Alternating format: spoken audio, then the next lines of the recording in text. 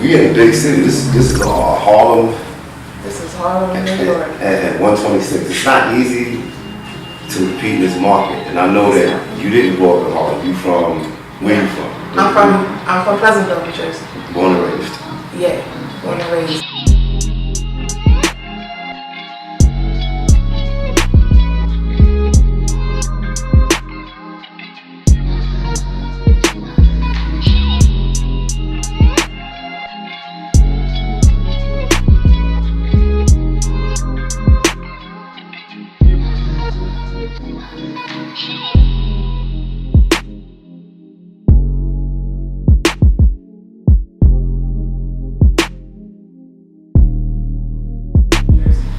So how did you find your way out here?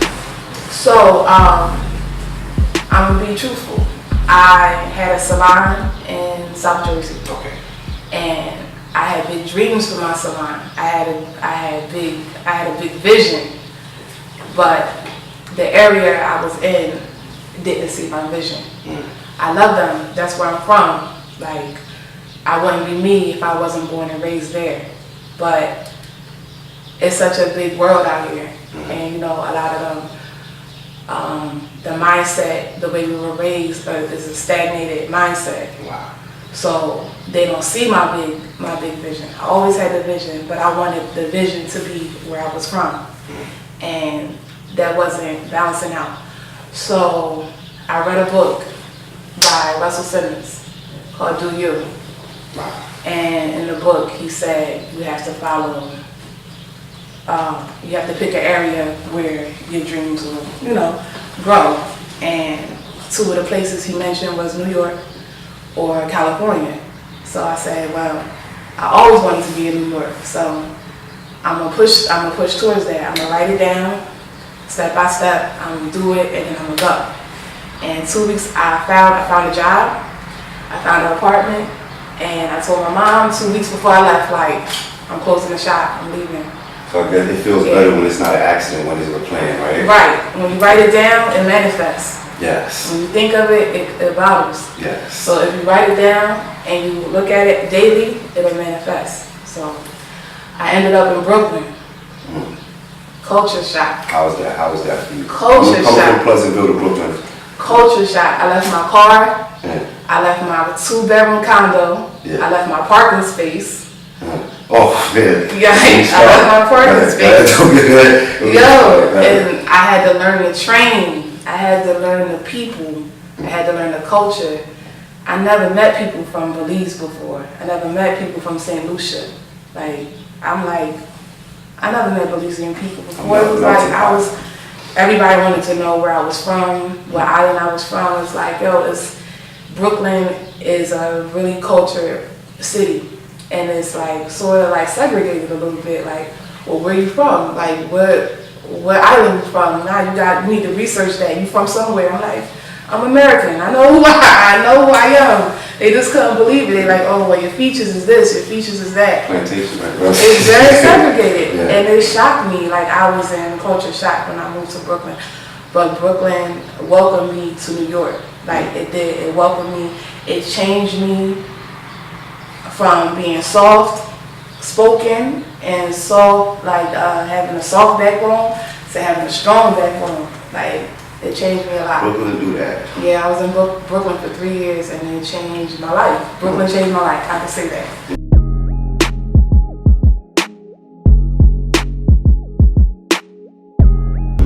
We always start off with humble beginnings. I want to know how you got started. So I got my start in Pleasantville, just like practicing on my cousins, my aunts. They all would let me practice on them. When my mom would give me allowance, I would go straight to the beauty supply store and buy products, curling irons, whatever I could afford with the money that she gave me. I will also go and sit and watch local hairdressers in the area. I couldn't afford to get my hair done, so I would just sit and watch them and learn from them and go home. How old was you? I would say I was about 13. By the time I was 14, I had a chair at Classics Barbershop underneath Darielle. She was my mentor. She was my teacher before I went to hair school. So she gave me a chance at an early age. I was actually paying for a chair at 14 years old. So I thank her for that, for giving me a chance so early. I would come help her out, and I would also do my friends, or the guys I went to school with, would get the braids. That was the Iverson era. So I would, You was basically always the nicest. Yes. Yeah. You was always. I was always had a known good for skill. Yeah, I was always known for doing hair. I always had the skill. My mom would let me practice on her. She would sit me in the mirror and do my hair also, so I would also learn a lot from her too. So it was just something that I took on, and I just, had a knack for it, and I wanted to make it as big as I could. So I went to school. I went to hair school after high school. Instead of going straight to college, I went straight to cosmetology school to get a trade before I went to college. Oh really? Oh Yes. really? How was that? How was cosmetology school? Cosmetology school was crazy. I went in Trenton, New Jersey. I met a lot of friends. My teachers stood by me. They landed me my first professional corporate job at JCPenney salon after I got my license. So that was a good thing. The shop across the street. How long was you? How long have I been working Yeah, there? how long? Now that shop been there. That's like a historical spot over there. It used to be called the Shalimar years ago. A lot of people who used to perform at the Apollo would come here to get their hair done. Okay. A lot of pimps would, come get their hair straightened, or they would bring their. I went there a few times. I was there. Yeah. I'm just joking. The Shalimar is a historical spot. So after the Shalimar, it was taken over by one of my co-workers. Her name is Kwame. She's an older African braider. She's in charge of the braiders, and she had the spot for 18 years before my boss came in and merged the two. There's never a case where you'll see a braid shop and a hair salon all in one spot. It's either a braid shop or a hair salon. Yeah. So what she did was merge the two, which was I never heard it done before. And I noticed that when I Yeah. pulled up, I said, this is It's like two a floors. mixture of a salon and a And the hair braid, African because there's a braid lot shop. of braiding spots in the area. And Yes. those are really, that's just strictly just to get it done. It's really not. Right. And I noticed in a lot of braid shops, they don't wash hair. You have to come already washed. Yeah. And if your hair is not washed, a lot of times they'll braid your hair dirty. Well, they don't try to really make it too much of a comfort zone. They And just, it's not comfortable. No, it's a yeah. spot. It's a assembly line. Like you go Yeah, in, exactly. you get it braided, and they don't care. They don't speak the language. They Yeah. don't communicate. It's not emotional. Uh-huh. And natural sisters, it's emotional. You Mhm. come in, oh, you need your hair washed, no problem. One of the stylists can wash you and blow dry you, and then we have the braider finish your service. It's a one-stop shop, and I've never seen it done before. I commend my boss for that. Tia, she's great. Like her marketing skills is great, and she got a great staff over there. Like the team. I'm a manager. I'm the salon manager, but she got a great system going on over there, and I commend her for that. My name is Rihanna. At least I'm the winning model for Project Runway Season 12. Mika has been my hairstylist since I was 16 years old. I first started my career in the modeling industry at the age of 17, and she's been there with me from the beginning to the end. Photo shoots, video shoots, you name it. And my most popular hairstyle, everyone loved, which was the bob in Omarion's video featuring Fabulous and Pusha T, Know You Better. So it was like this kind of disheveled bob. It was a 0-degree bob, but it was very textured. And then like a few weeks later, we saw Beyonce with the same bob. It was so dope. But one thing about Mika, she has like growing hands, and she has this thing about her where she can make 1-inch hair go all the way down your back. I don't know how, I don't know where. It's just some people just have that gift of growing hair, and she's one of those people, and I trust her with my life.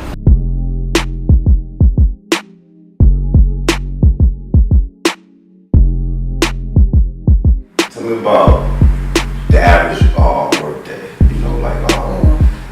Tell me about some of the things that go on in the average day. That some of the adversities and some of the good, the bad, and the ugly.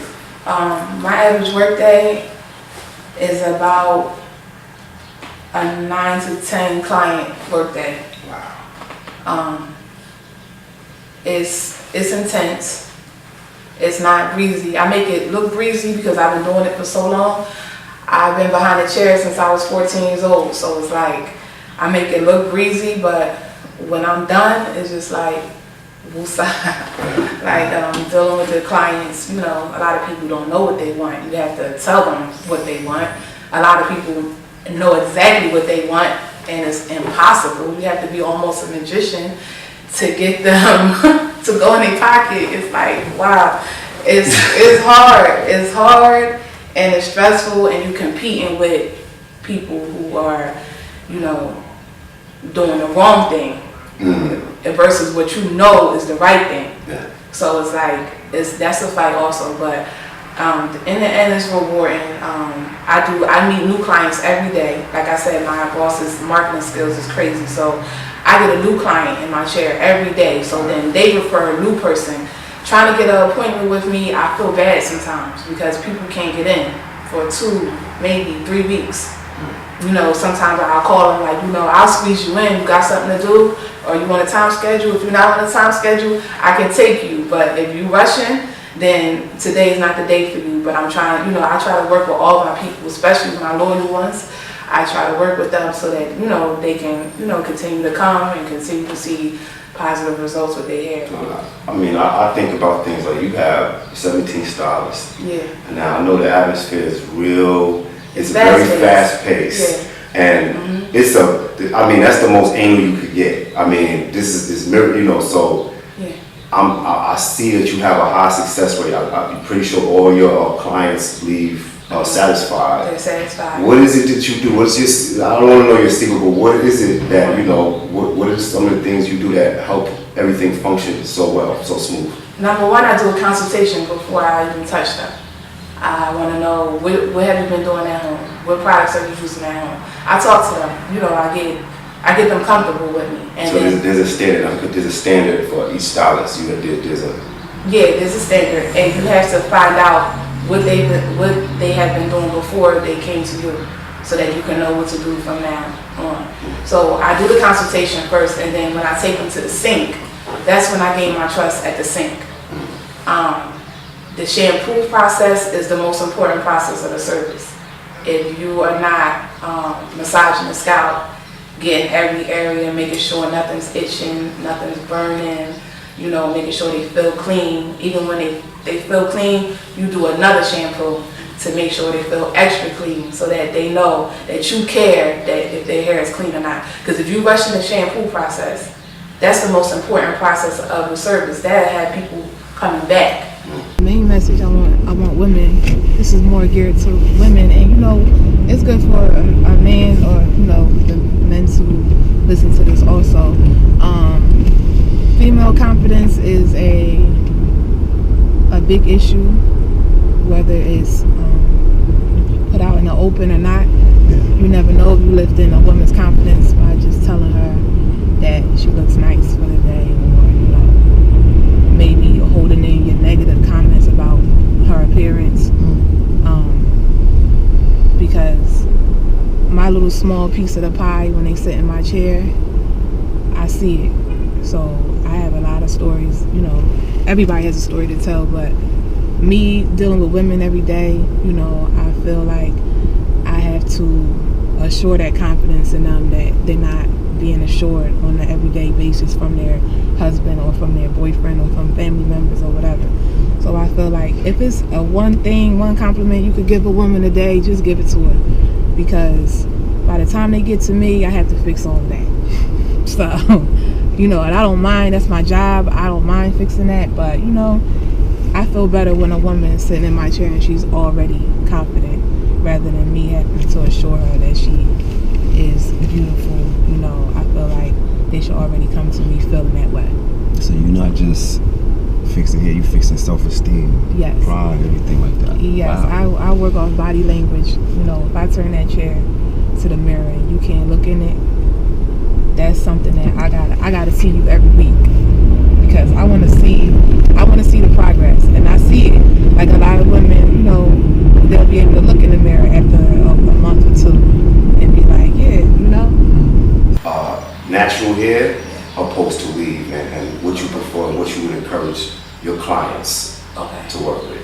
when I meet a client that is used to wearing weaves, and they tell me, oh, I never wear my natural hair, it's more of a insecurity.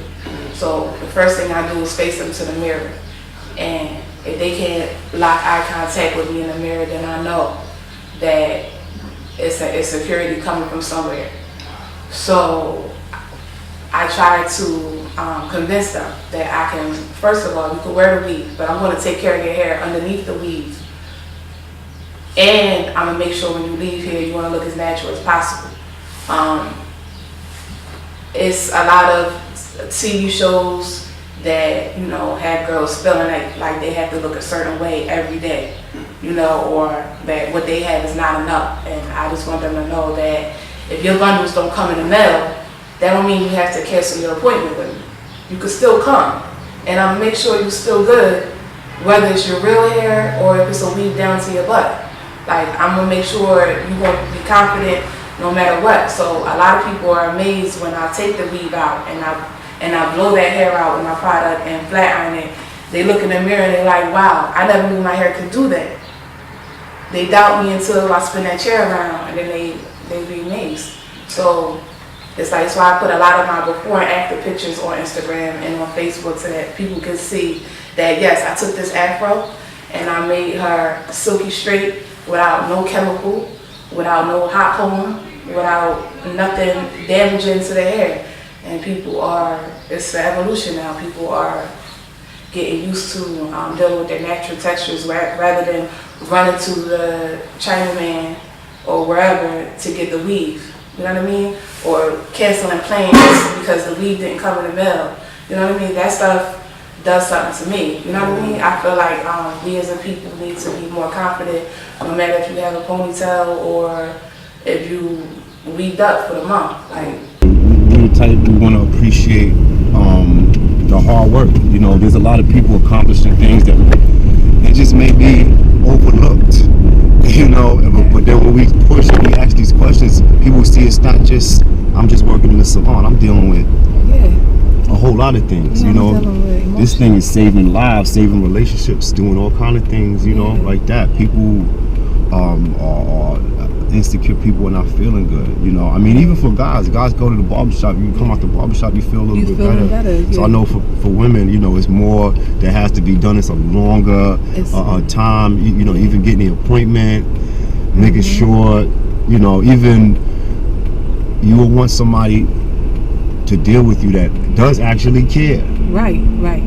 This is true. You don't want somebody just separating you from your money and then here, you know, put you out there. I can see, you know, by the way you describe everything, it's very critical. It's like it's hit or hit. You know, you can't miss when it comes to you dealing with people's, you know, emotions. I'm really interested about the product that you have. I want to know how you develop it, what made you come up with it. And just tell me about it. I know it's called, let us know the name, let us know. So the product is called Groove by Me, Groove by M.E.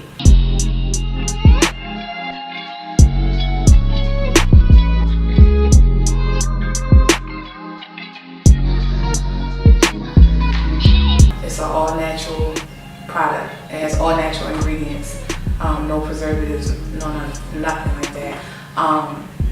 It is an instant repair, and it helps clear the scalp, moisturize the hair, detangle the hair, and add like a luster and shine that lasts for like days.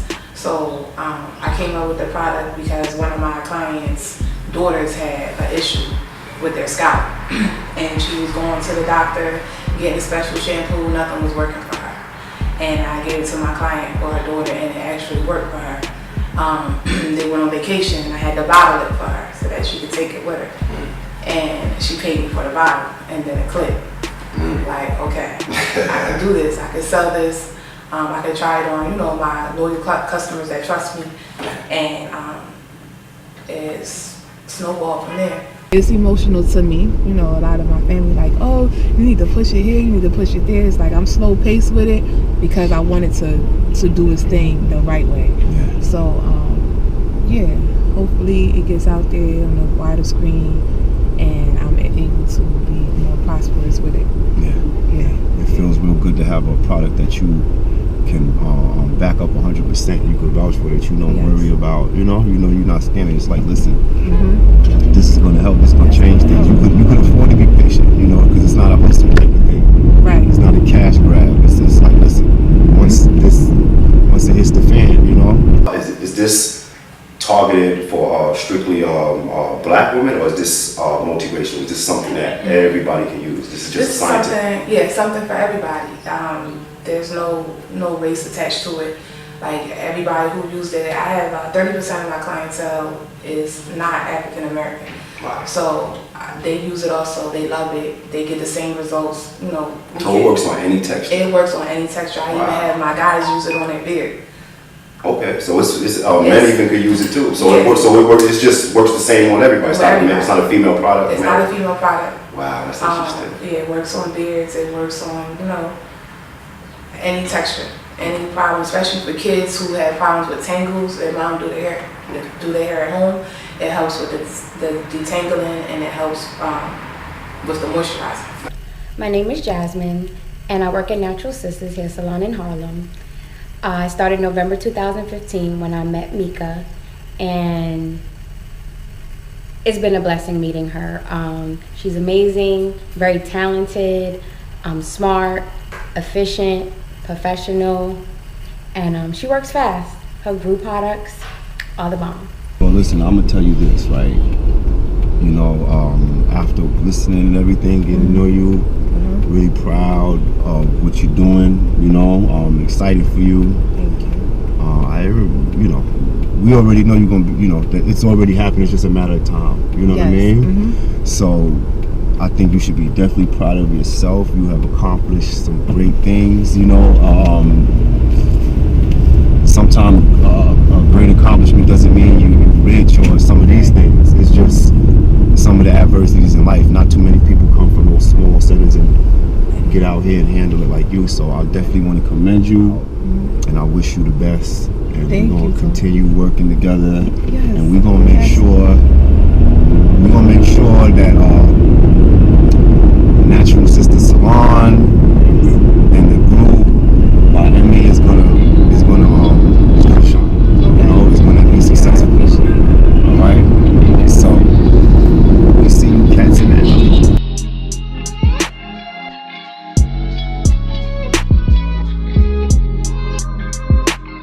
Anything else?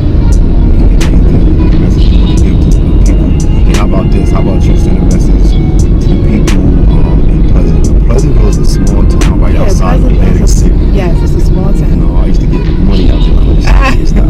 But I love Pleasantville. Pleasantville is where I'm from. Atlantic City is close by, but where I grew up and I did all my schooling in Pleasantville, I'm so happy my mother raised me there, because that way I could I could compare other areas and other states with, where I was from. And people know, like, my energy is different. So in New York, they know I'm not from here, not just by my accent, but they know, like, the way I am, I'm not from here. So it's like, I'm happy that I was raised in a smaller town, close-knit.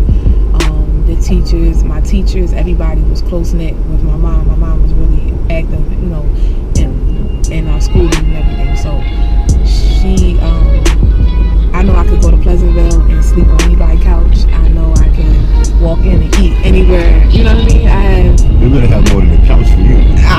I know I could go to anybody's home and be comfortable. If I'm hungry, if I need somewhere to sleep for the night, I know I can go. So I'm happy that I have a place to call home, and if this ever starts to not work out for me, I know I can just go back home and be comfortable.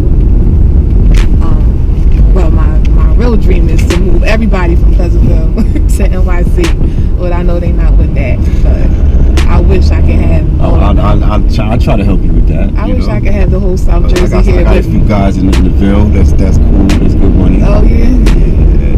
They all need to come up here and be around me. That's I miss them a lot, but this is where I'm going to it's more opportunity here. So that's one of the reasons why I moved, because of the opportunity. And since I've been here, I had a lot of good experiences. way more good than bad. So